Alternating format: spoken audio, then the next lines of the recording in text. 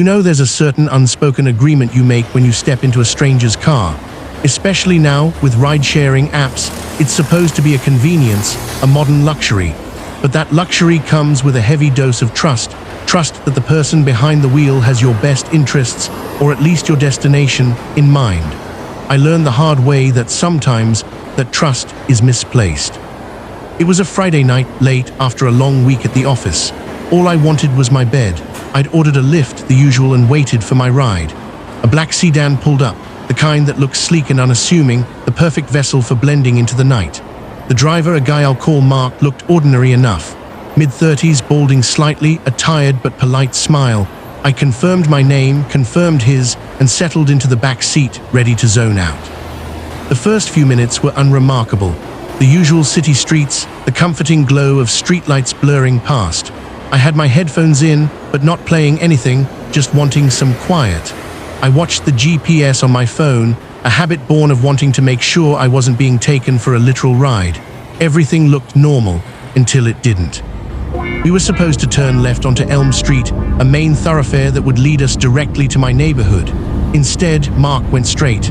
I pulled my phone out, thinking maybe the map had rerouted, but no, it still showed the left turn. I glanced up at the rearview mirror. Mark's eyes were fixed on the road, but there was something different about them. A stillness, almost. "Excuse me," I said, pulling one earbud out. "I think you missed the turn." He didn't respond immediately. The silence stretched, thick and uncomfortable, as the car continued down a road I didn't recognize.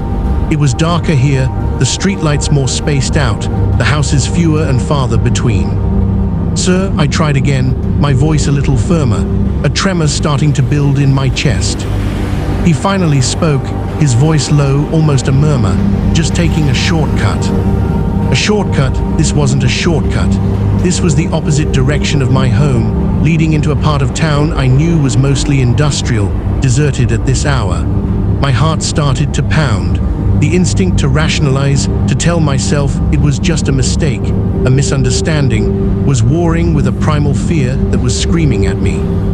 "My GPS says to turn back," I stated, trying to keep my voice even, trying to project an air of calm I definitely didn't feel. "I'd prefer to stick to the route." Mark just chuckled. It wasn't a friendly chuckle. It was a dry, humorless sound that sent a chill down my spine. "Trust me," he said, still not looking at me. "This way is better." Better for whom? The hairs on my arms stood on end. My mind raced. What was happening? Was this a robbery?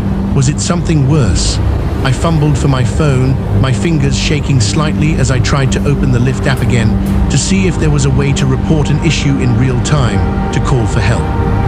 The car took a sharp turn, even further off course, onto a completely unlit street. The buildings here were derelict, abandoned warehouses looming like skeletal giants in the darkness. My breath hitched. This was it.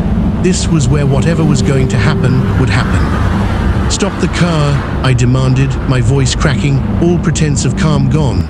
"Stop the car right now." Mark ignored me, his foot pressed harder on the accelerator. The car picked up speed, the beam of the headlights cutting through the oppressive darkness, illuminating nothing but more decay. I started frantically pulling at the door handle, but it was locked. Of course it was. Panic flooded me. My phone slipped from my sweaty grasp, clattering to the floor. I was trapped, in the middle of nowhere, with a stranger who clearly had no intention of taking me home. My mind flashed to all the stories, the news reports, the warnings that always seemed like distant possibilities until they became your terrifying reality. Just as I was about to scream, to kick the seat, to do anything to make him stop, the car slowed. He pulled over next to a crumbling brick wall, the kind covered in graffiti that seemed to mock the futility of it all. He turned off the engine. The silence that followed was deafening, broken only by the ragged sound of my own breathing. He finally turned to look at me, and his eyes, in the dim light filtering in from some distant highway, were unsettlingly calm. Too calm. "You know," he said, his voice still that low murmur, "you remind me a lot of someone I used to know." My blood ran cold. This wasn't about a shortcut or even a robbery. This was personal. My entire body tensed, ready to fight, to scream, to do anything to survive. He reached into the glove compartment. Every muscle in my body screamed danger. I braced myself for a weapon, for anything. Instead, he pulled out a faded photograph. "She hated shortcuts too," he continued, his voice laced with an inexplicable sadness. He held up the photo. It was a blurry picture of a young woman, smiling. She did bear a faint resemblance to me, a similar hair color, a similar facial structure. "She died right around here," he said, gesturing vaguely out the window at the desolate landscape. "Car accident. Always argued with me about taking shortcuts, said I was reckless." He paused, staring at the photo, lost in some private grief. I didn't know what to say, how to react. My fear was slowly, confusingly, giving way to a sickening empathy, a horror at his story, and a growing dread that I was somehow a part of his twisted remembrance. "I just wanted to show you," he finally said, his gaze meeting mine, a strange, haunted look in his eyes. "To remind me so I don't forget her." He then started the car. Without another word, he turned around, drove back to the main road, and dropped me off at my apartment building as if nothing had happened. He even offered a polite, "Have a good night." I stumbled out of the car, my legs weak, my mind reeling. I never rated him, never reported him. Part of me was just so relieved to be alive, and part of me was profoundly disturbed by the glimpse I'd been given into a stranger's fractured mind. I haven't taken a rideshare alone at night since. The fear of being in control of a stranger is a very real thing, and sometimes their control isn't about malice, but something far more unsettling. There are some experiences that just stick with you, moments that play over and over in your head like a broken record, each time chipping away a little more at your sense of safety. For me, one such moment happened late one Tuesday evening, just as the city was settling into its deep slumber. I drive for a ride-sharing app, mostly to supplement my income. It's usually uneventful, polite chatter, people lost in their phones, the occasional drunk who needs a little help finding their door. You get used to the routine. The rhythm of picking up and dropping off strangers. But sometimes, that rhythm is abruptly, terrifyingly broken. It was around 1 a.m. when I got a request for a pickup from an address in an older, quieter part of town. The pin dropped on a residential street, lined with charming but slightly dilapidated Victorian houses. The kind of place where you expect to see cats slinking through gardens and porch lights left on. I pulled up to the designated address, a two-story house with dark windows. I waited. No one came out. I checked the app. The passenger's name was listed as Sarah. I waited a few more minutes, then sent a quick message. Here, still nothing. I was about to cancel the ride, figuring they were a no-show, when the front door slowly, creakily opened. A woman emerged. She was small, thin, dressed in what looked like a long, dark nightgown or dressing gown that reached her ankles. Her hair was long and black, falling over her face, obscuring most of it. What struck me immediately was her posture, hunched, almost as if she was carrying an invisible weight, and she was absolutely silent. She walked towards my car with a slow, shuffling gait. I reached over and unlocked the passenger door, half expecting her to say something, anything. But she just opened the back door, slid in, and closed it with a soft click. Still no sound. No hello, no thank you, no confirmation of her name, just absolute unnerving silence.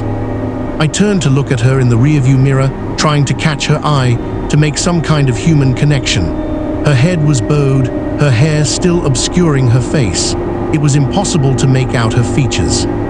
"Hi there," I said, trying to sound cheerful, trying to break the heavy silence that had descended upon my car. "You're Sarah." No response, not even a nod. The air in the car suddenly felt heavy, thick with an unspoken presence. My cheerful facade began to crumble. This wasn't just a quiet passenger, this was something else. I tried again, my voice a little less confident. "Okay, Sarah, we are headed to address listed in app." Still nothing, just the silence, and a strange, faint smell that I couldn't quite place, but it was earthy, like damp soil or old leaves. I started driving. The destination was about 20 minutes away on the other side of town, near a hospital. My mind raced, trying to make sense of the situation. Was she sick? Was she a mute? Was she something else? Every bump in the road, every creak of the car seemed amplified in the silence. I kept glancing in the rearview mirror, trying to get a better look at her, but she remained perfectly still, a dark, motionless silhouette in the backseat. My hands felt clammy on the steering wheel. I usually enjoyed late-night drives, the solitude, the feeling of the city sleeping. But tonight, that solitude felt predatory, claustrophobic. The silence of my passenger was more unsettling than any loud, rowdy group I'd ever picked up. It felt unnatural. About halfway through the ride, I started feeling an intense chill in the car. It was summer, and my air conditioning was on, but this was a different kind of cold. A penetrating cold that seemed to emanate from the back seat. I shivered involuntarily. I tried to rationalize it. Maybe her house was cold.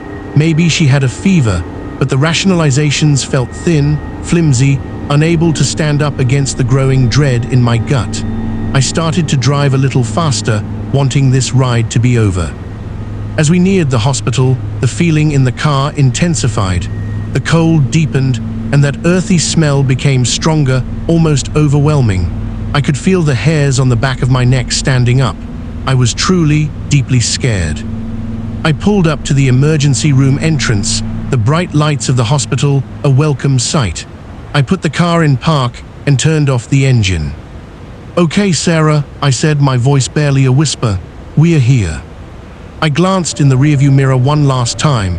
Her head was still bowed, her face still hidden, and then slowly she raised her head. What I saw in the dim light of the car's interior will haunt me forever. Her face was gaunt, sunken, the skin a pale, almost translucent white. Her eyes were wide, black pools devoid of any light or life. They stared not at me, but through me into some vast, unimaginable distance. Her lips, dry and cracked, slowly parted.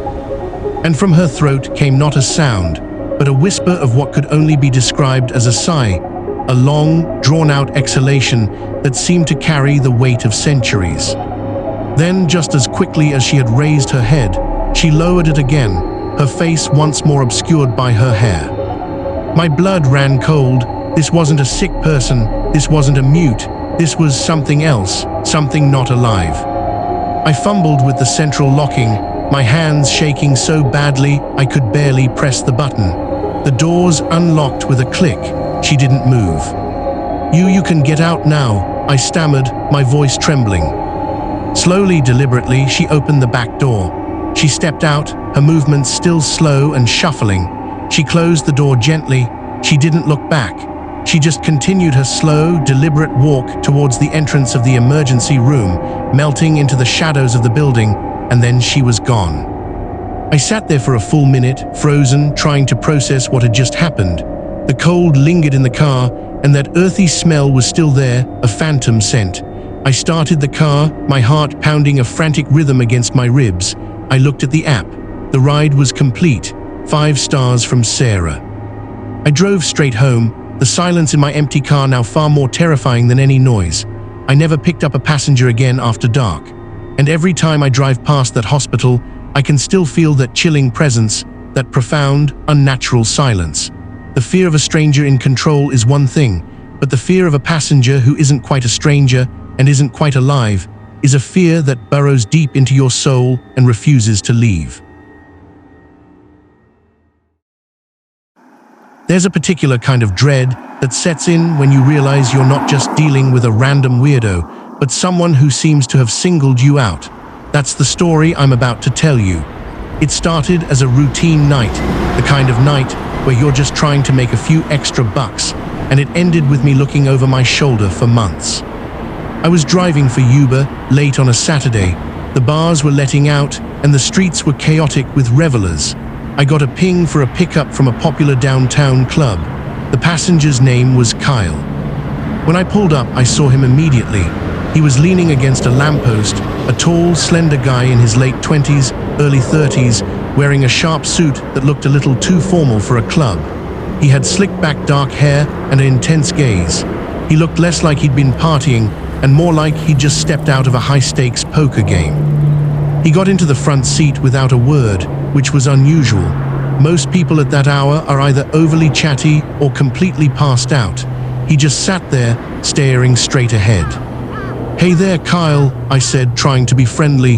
"Where are we headed tonight?" He gave me an address, his voice surprisingly deep and calm for the late hour. I punched it into my GPS. It was a residential address, a quiet, affluent neighborhood on the outskirts of the city. The ride started like any other. I tried to make small talk, but Kyle wasn't biting. He offered monosyllabic answers, if he answered at all. It was clear he wasn't interested in conversation, so I decided to just focus on the road. As we drove, I noticed something odd. He wasn't looking at his phone or out the window or even at the road ahead. He was watching me, not overtly, not staring, but in those subtle peripheral glances that you only catch when you're looking in the rearview mirror. His eyes would flick to me, then back to the road, then back to me again, a strange, calculating intensity in them. It made my skin crawl. I tried to ignore it, telling myself he was just curious or maybe just a quiet person. But the feeling persisted, a prickling sensation on the back of my neck. We finally arrived at his address. It was a large, imposing house with manicured lawns and tall hedges. He opened the door, got out, and then turned to face me. He didn't say anything, just stood there, looking at me. His gaze felt heavy, like he was trying to memorize every detail of my face. "Have a good night," I said, trying to sound normal, trying to break the silent spell he seemed to cast. He finally spoke, his voice still that low, unnerving calm. "I know you." My blood ran cold. My heart slammed against my ribs. What did he mean? I'd never seen him before in my life. I knew that for a fact. I don't think so," I stammered, my voice sounding weak even to my own ears. "This is our first time meeting, I think." He gave a slight, almost imperceptible smile. It wasn't a friendly smile, it was a knowing smile. "Oh, we've met before," he said, his eyes still fixed on mine. "You just don't remember." And then he walked away, disappearing into the shadows of his large house without another word. I sat there, stunned, my hands gripping the steering wheel so tightly my knuckles were white. What the hell was that? I drove away, my mind racing. I went over every single ride I'd ever given, every face, every conversation. I was certain I'd never encountered him. The feeling of being watched, of being known by a stranger who shouldn't know you, was deeply unsettling. I tried to shake it off, to tell myself he was just messing with me or maybe a little drunk. But the intensity of his gaze, the deliberate way he'd said, "I know you," felt too real to dismiss. The next day I received a call. It was an unknown number. I usually don't answer those, but something compelled me to. I picked it up. "Hello," I said. There was a moment of silence, and then that same deep, calm voice spoke. "You forgot something in my car last night." My stomach dropped. It was Kyle. How did he get my number? Uber only provides the passenger with a masked number to connect to the driver during a ride, not after. I didn't forget anything," I said, my voice barely a whisper. I had meticulously checked my car after every ride. "Oh, I think you did," he replied, a chilling undertone in his voice. "You forgot your sense of security." And then he hung up. I was shaking, full-blown, uncontrollable shaking. This wasn't a joke. This wasn't a misunderstanding. This was calculated. This was targeted. I immediately called Uber support, explaining what had happened. They were apologetic, confused about how he could have gotten my personal number, and promised to investigate. They disabled his account, but that didn't do anything to calm the icy grip of fear that had taken hold of me. I changed my phone number. I stopped driving for Uber for a while. Every unknown number that came in sent a jolt of terror through me. Every time I left my apartment, I scanned the street, convinced I'd see him, that calculating gaze fixed on me. I never heard from him again, and I never found out how he got my number or what his "I know you" meant. But the experience shattered my sense of anonymity, my feeling of safety when I was behind the wheel. The fear of a stranger in control is one thing, but the fear of a stranger who takes that control and turns it into a personal vendetta, a silent, psychological terror, is something that stays with you, a constant, nagging whisper in the back of your mind. It's a reminder that sometimes the scariest encounters aren't the ones with blood and gore, but the ones that leave you questioning reality and dreading the unknown.